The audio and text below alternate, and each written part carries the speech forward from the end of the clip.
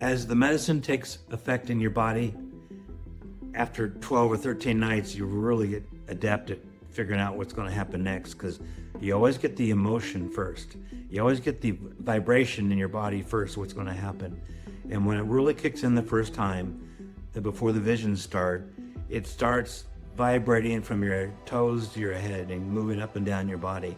First you get hot and cold, you throw your blanket off, then you put your blanket on and your hands are sopping wet, and then all of a sudden you realize you've lost control of your body. There's another being that's taken over your mind and your body, then teletypes in your mind. Okay, before the teacher can come to you, the doctor's going to come to you.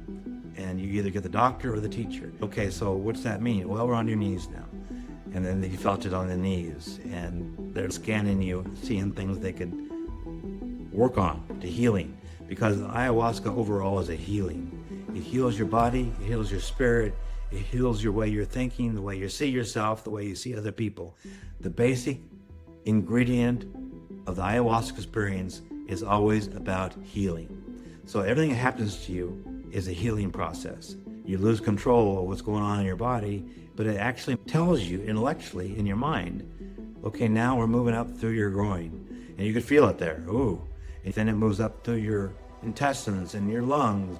And when it touches your lungs, you go, ooh, ooh, without even knowing why you're doing that. It's in your lungs. And it's an overwhelming experience that you're being cared for and taken care of. And that calms you down because your heart's beating so rapidly. And by the way, when it gets to your heart, that's a situation all by itself because your heart really starts beating a lot. The second time I went to ayahuasca, it was totally different. They said, now we got to get your heartbeat down to a slow heartbeat, because when it's beating that fiercely, we can't show you the visions that are deeper and deeper.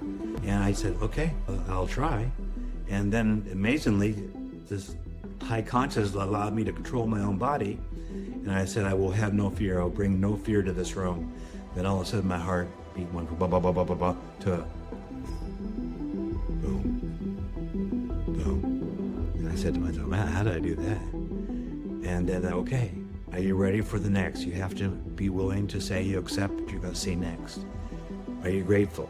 Yes, I'm grateful. Are you willing? Yes, I'm willing. Do you accept? Are you going to accept what you see? Yes, I will accept it. It's like a ritual you go through. And all of a sudden, it just starts. And they go, you have completed a chapter in this life. We're going to take you now to the other side. But you have to understand what's going to happen. You're going to die from this world. You're going to die from your lower self before we can show you your high consciousness, if you really want to use it in the third dimension. And I go, okay, but you have to say goodbye to your family. You have to say goodbye to your child. Can you do this? And I go, oh no. So what does that mean? And so you go through this 30-minute back and forth of this talking to the spirit guide, and you finally get to the point where you realize it's important enough to make that step, and your heart's still going boom, boom. And so I say goodbye to my loved ones. I won't go through it. It's pretty emotional. My heart actually stopped for maybe 3 or 4 beats. It's just something I never felt in my entire life. It's like, wow. Then it just started again. And then I was with a female deity figure who said, I'm your mother. I've been with you always. All the things in your life that you asked for, I gave you. And then she showed them to me. All these things. All the protection in the battlefield. All the protection while flying helicopters. All the protection in dangerous situations in my life. All the things I asked for, I got. And she goes, well, I've given you everything you wanted. What do you want now? You want to stay here or go back? And I said, I have to go back. And she goes, okay. We're going to give you what you want. But we have to take you to another room. And they took me to this, I don't know, it's like a neon, white, green, gold, red room with a red cross on one of the walls, and this like giant gurney. It wasn't like a bed, it was a metal gurney. I said, what's going on? They go, we got to fix a few things. I go, why? They go, because you died, age 64, next to the steps in this garage. But see how life goes on? And you don't have to fear again to die. You'll go through this process again. I go, why? How long will I live? And they told me, I'm not going to repeat that. Because everything you ask for at this level of consciousness, you always get an answer for. And after they worked on me, they go, okay, we're going to send you back now, but we're going to show you the city of God.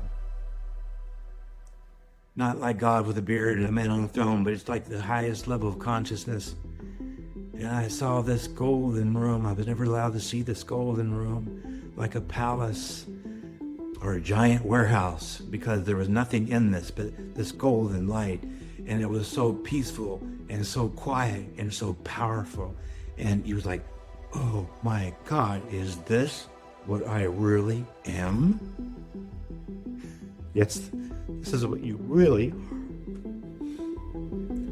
And see what you've been missing out on in the third dimension by feeling sad and depressed, or like you couldn't make it in life and you couldn't achieve what you wanted to. You've had this power all along, and that's why you've written these books and survived so many things. And it might not look like a full powered that you feel now, but this is really you. And then I realized the really me was not me as an individual here. It was the deity itself. Because you had such euphoric power in this golden stream, this gigantic, immense location. Because I saw no walls. You were definitely in a place and location. And then you saw the intelligence of God or the deity come in a sphere of intense, scary intelligence that you realize you were a part of that.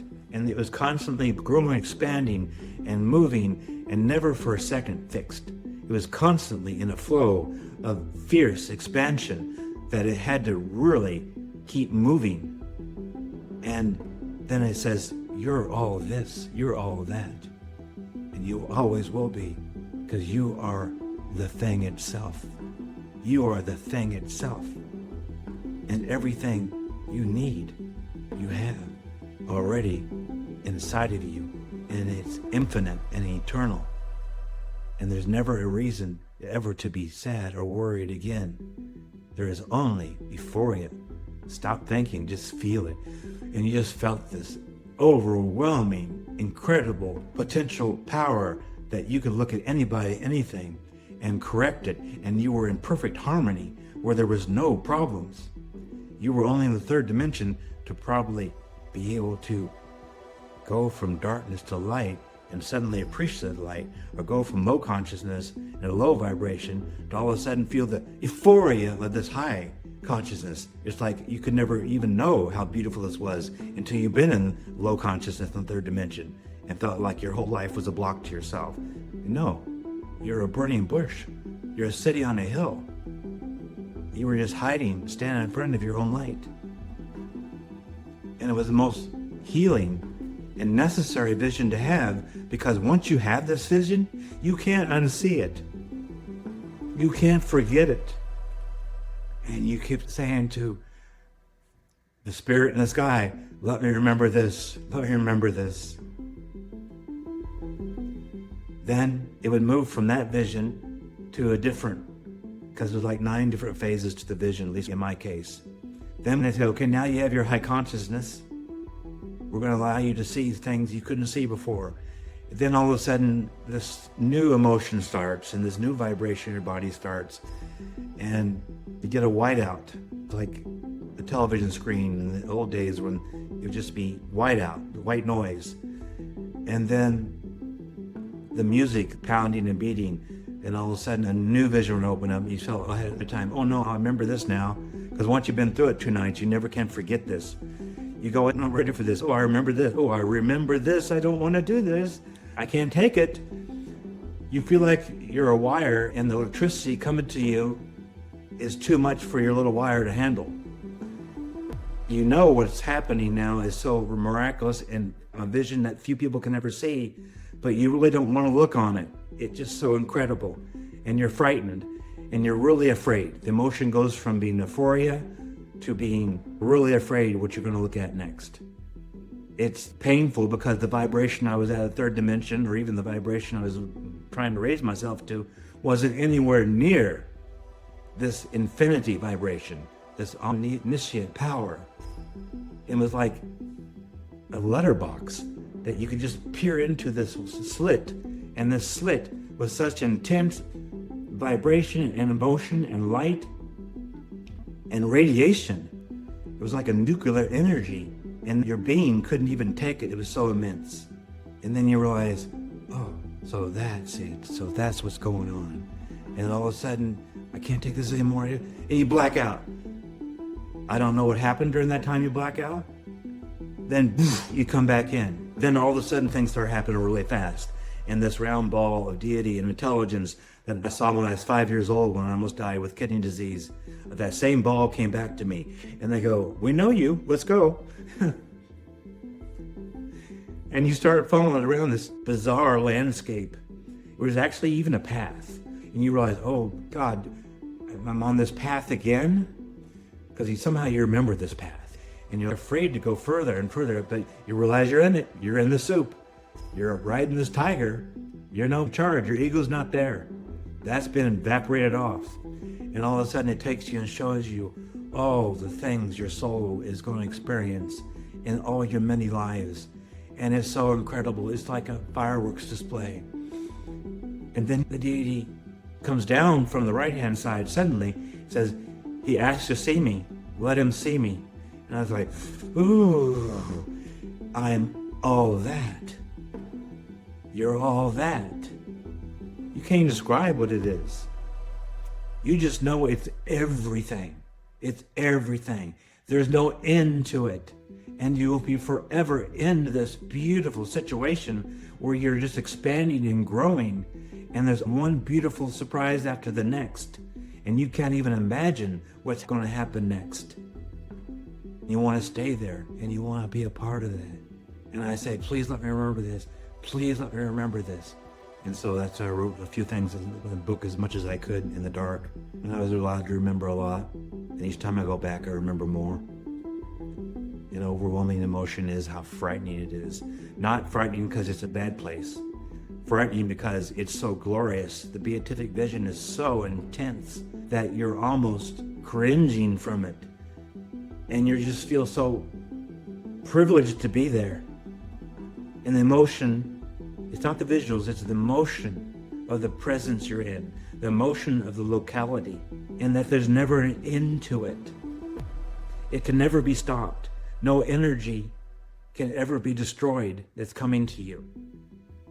It can only be blocked in the cloud of your own creation. And my overwhelming takeaway was, I'm immortal, you're immortal, I can heal, you can heal, or you could not even be alive at all unless you were already perfected at some place that I saw in the city of God, in the golden warehouse of high consciousness that seemed to have no limit of walls.